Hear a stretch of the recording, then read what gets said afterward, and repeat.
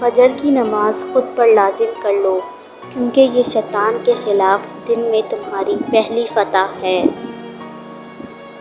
بیٹے نعمت ہیں اور نعمتوں کا حساب لیا جائے گا، بیٹیاں رحمت ہیں اور رحمتوں کا کوئی حساب نہیں۔ ہر کسی کو ہر بات کا جواب دینا ضروری نہیں ہوتا۔ بہت سی جگہ پر واقعی دل بڑا کرنا پڑتا ہے، درگزر کرنا پڑتا ہے۔ ہر کوئی نہیں سمجھتا آپ کو اور ہر کسی کو آپ سمجھا نہیں سکتے۔ پریشان ہونے والوں کو کبھی نہ کبھی سکون مل ہی جاتا ہے، لیکن پریشان کرنے والے ہمیشہ سکون کی تلاش میں ہی رہتے ہیں۔ منزل تو ملے گی بھٹک کر ہی سہی، گمراہ تو وہ ہیں جو گھر سے نکلے ہی نہیں۔ زندگی آپ کو محبت کرنا سکھاتی ہے، تجربات آپ کو یہ سکھاتے ہیں کہ کس سے محبت کرنی چاہیے، اور حالات سے آپ کو یہ پتہ چلتا ہے کہ کون آپ سے محبت کرتا ہے۔ بینائی کی انتہا یہ ہے کہ آدمی خود کو پہچان لے۔ ہر بات میں اللہ کا ذکر کرو گے تو ہر کام میں اللہ کو اپنے ساتھ پاؤ گے۔ صرف کتے کا گوشت ہی حرام نہیں، حرام کی کمائی سے خریدا گیا بکرے کا گوشت بھی حرام ہے۔ جب تم جان جاؤ کہ اللہ تمہارے ساتھ ہے تو پھر اس سے کوئی فرق نہیں پڑتا کہ کون تمہارے خلاف ہے۔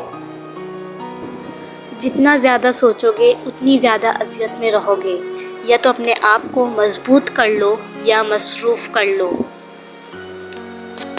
جو دو گے وہی لوٹ کے آئے گا، چاہے عزت ہو یا دھوکہ۔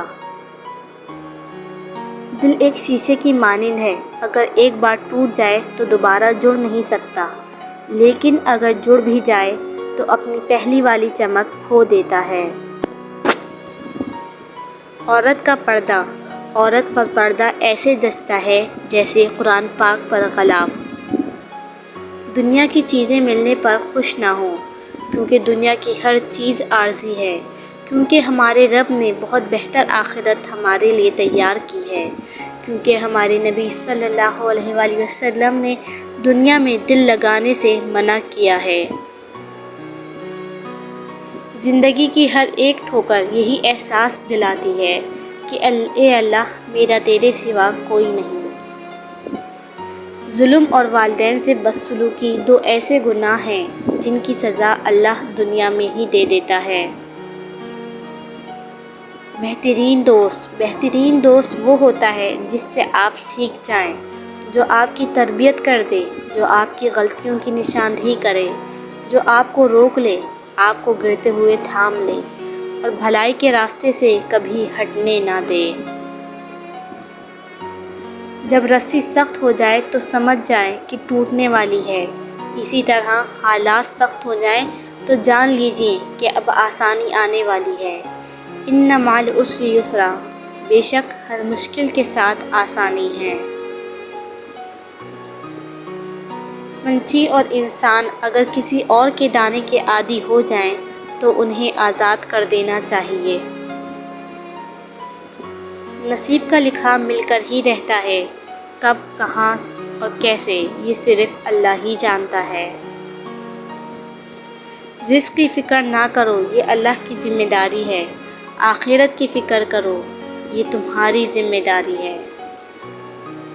سچائی اور نیکی کا راستہ دشوار ضرور ہوتا ہے، لیکن منزل بہت خوبصورت۔ برائی کا راستہ بہت آسان سہی، لیکن منزل تباہی ہی ہے۔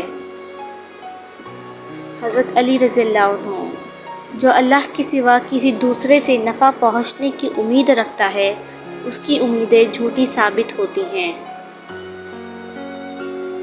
کتنا خوبصورت احساس ہے جب ہم اللہ سے کوئی بات کرتے ہیں تو وہ سب کچھ جانتے ہوئے بھی ہماری بات سننا چاہتا ہے۔ انسان بھی عجیب ہے، دعا کے وقت سمجھتا ہے کہ اللہ بہت قریب ہے اور گناہ کے وقت سمجھتا ہے کہ اللہ بہت دور ہے۔ حضرت علی رضی اللہ عنہ، یہ نہ سوچو کہ اللہ تعالیٰ تمہاری دعا قبول نہیں کرتا، یہ شکر کرو کہ تمہارے گناہوں کی سزا فوراً نہیں دیتا۔ والدین کی جتنی عزت فیس بک پر کی جاتی ہے، اس کی آدھی بھی اگر حقیقی زندگی میں کی جائے تو کسی غیر کو کہنے کی ضرورت نہ پڑے کہ میرے لیے دعا کرنا۔